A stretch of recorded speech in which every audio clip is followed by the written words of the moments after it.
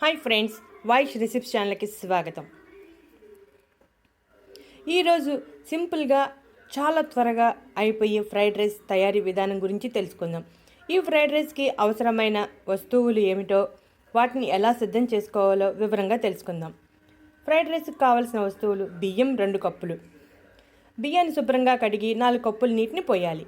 మసాలా దినుసులు: యాలకులు, లవంగాలు, దాల్చిన చెక్క, మిల్ మేకర్, అల్లం, వెల్లుల్లి, పచ్చిమిర్చి. మిల్ మేకర్ని మరిగే నీటిలో వేసి 5 నిమిషాల పాటు ఉంచి ఈ విధంగా తీసుకోవాలి. బంగాళదుంపను ఈ విధంగా కట్ చేసుకోవాలి.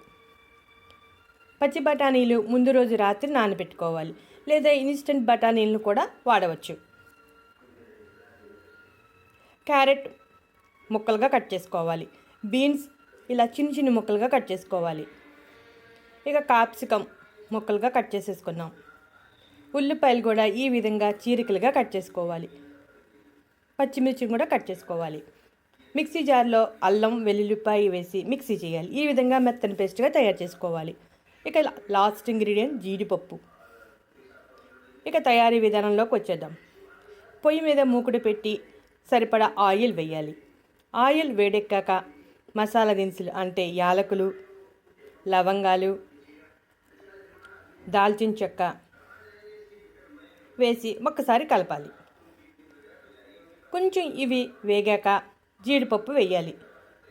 జీడిపప్పు వేసి కొంచెం వేపాలి. వేగినాక ఉల్లిపాయ ముక్కలు వేయాలి. 2 పచ్చిమిరకాయ ముక్కలు కూడా వేయాలి.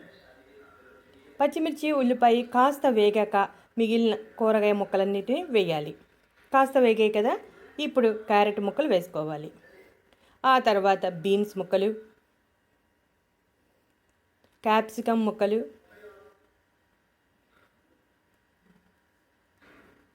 బంగాళదుంప ముక్కలు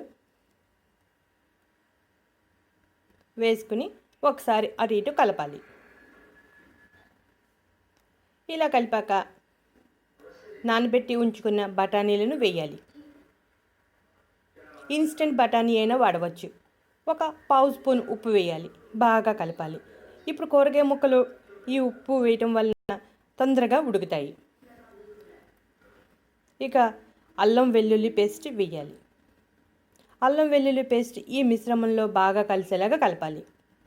ఈ ముక్కలని హాఫ్ బాయిల్డ్ అయితే సరిపోతాయి. బాగా కలుపుతున్నాం కదా, కాస్త ఉడుకుతూ ఉన్నాయి. ఇక ఇప్పుడు మిల్ మేకర్ కూడా వేయాలి. మిల్ మేకర్ వేసి బాగా కలపాలి.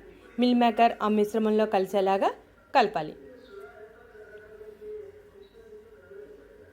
1 నిమిషం వేగించాలి. ఆ తర్వాత ఈ మిశ్రమాన్ని కడిగి ఉంచుకున్న బియ్యంలో వేయాలి.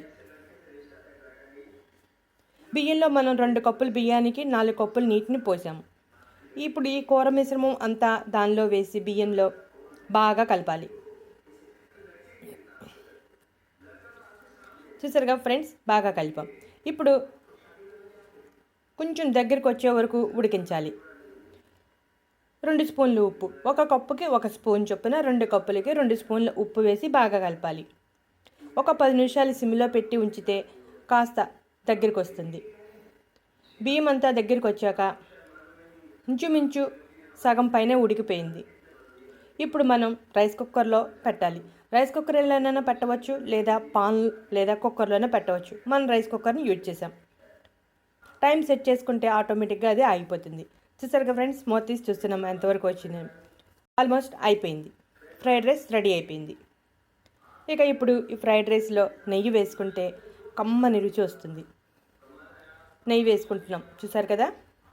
ఆ తర్వాత కొత్తిమీర వేసుకొని బాగా కలపాలి. నెయ్యి వేయటం అయిపోయింది. ఇప్పుడు కొత్తిమీరను శుభ్రంగా కడిగి చిన్న చిన్నగా కట్ చేసి వేయాలి. ఇప్పుడు కింద నుంచి పై దాకా బాగా కలిసేలాగా కలపాలి. మొత్తం నెయ్యి, కొత్తిమీర అంతా పట్టేలాగా బాగా కలపాలి. చూసారుగా ఫ్రెండ్స్, గుమ్మగుమ్మలాడే ఫ్రైడ్ రైస్ రెడీ అయిపోతుంది. ఇప్పుడు సర్వింగ్ ప్లేట్లో సర్వ్ చేయటమే. గుమ్మగుమ్మలాడే ఫ్రైడ్ రైస్ రెడీ. మీరు ట్రై చేయండి. ఇటువంటి ఇంట్రెస్టింగ్ టాపిక్స్ కోసం మా ఛానల్ సబ్స్క్రైబ్ చేయటం మర్చిపో